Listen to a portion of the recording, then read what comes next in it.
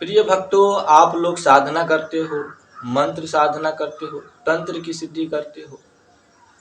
किस तरह से हवन करना है, किस तरह से सिद्धियां करना है, क्या क्या सामग्री रहता है हवन में, मंत्र में, पूजा में, विधि में, किसी भी अनुष्ठान में हवन जब करते हैं तो उनमें क्या प्रक्रिया रहेगा, किस तरह का सामग्री रहेगा, यह सब जानकारी होना जरूरी है।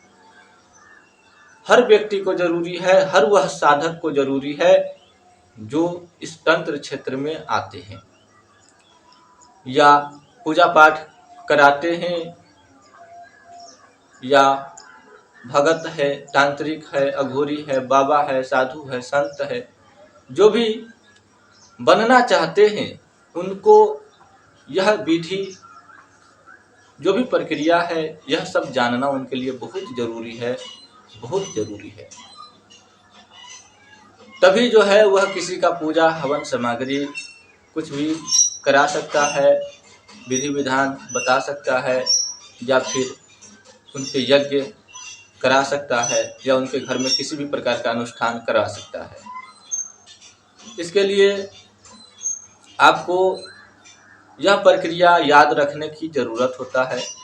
मंत्र साधना की तरह तंत्र साधना में भी जप के बाद हवन की आहुतियाँ दी जाती है। इसमें भी आसन, दिशा, स्थान, संयम के नियमों का पालन करना अनिवार्य होता है। तंत्र साधना में भी कर्म भेद की दृष्टि से हवन सामग्री की प्रक्रिया कुछ इस प्रकार है।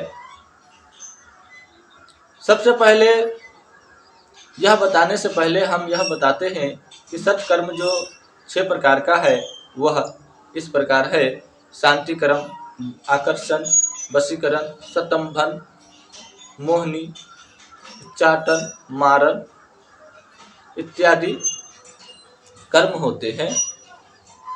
तो सबसे पहले हम आपको शांति कर्म की प्रक्रिया बताते हैं, जिनमें आप हवन करेंगे तो किस प्रकार की सामग्री रहेगा। शांति कर्म का अनुष्ठान यदि कहीं पे आप करते हैं तो उनमें जो हवन सामग्री होगा वह दूध, घी, कपूर, तिल, आम की लकड़ी इत्यादि का प्रयोग किया जाता है। उसमें आपको यही प्रक्रिया करना है। यदि किसी का अनुष्ठान में आकर्षण संबंधित कोई भी काम करना है तो उनमें जो हवन सामग्री होगा वह चिरौंजी, बेलपत्र को हवन सामग्री के रूप में लेना है और हवन करना है। यानी कि कुछ लकड़ियाँ, आम की लकड़ियाँ, बेल की लकड़ियाँ और चंदन की लकड़ी, कुछ 9 ग्रह की लकड़ियाँ जो होते हैं उनमें हवन सामग्री किया जाता है, वह आपको लेना है। और किसी का भी यदि वशीकरण अनुष्ठान करना है तो उनमें जो आपको हवन करने की जो सामग्री रहेगा वह राई एवं नमक इत्यादि, जिस तरह से मंत्र विधि विधान या तंत्र विधि विधान, जिस तरह से सबका अलग अलग विधान होता है, जिस तरह से बताया जाएगा गुरु के द्वारा, उसी तरह से आपको करना है।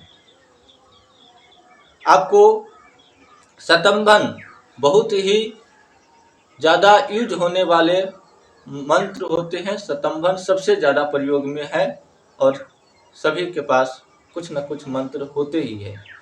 तो इनमें जो है आपको अनुष्ठान करना है सतंभन मंत्रों का या तंत्रों का। तो इनमें जो हवन सामग्री होगा वह बेलपत्र, चमेली के फूल, जौ, कमलगट्टा, चंदन का चूरा, घी, दही तथा काले तिलों का प्रयोग इनमें करना है।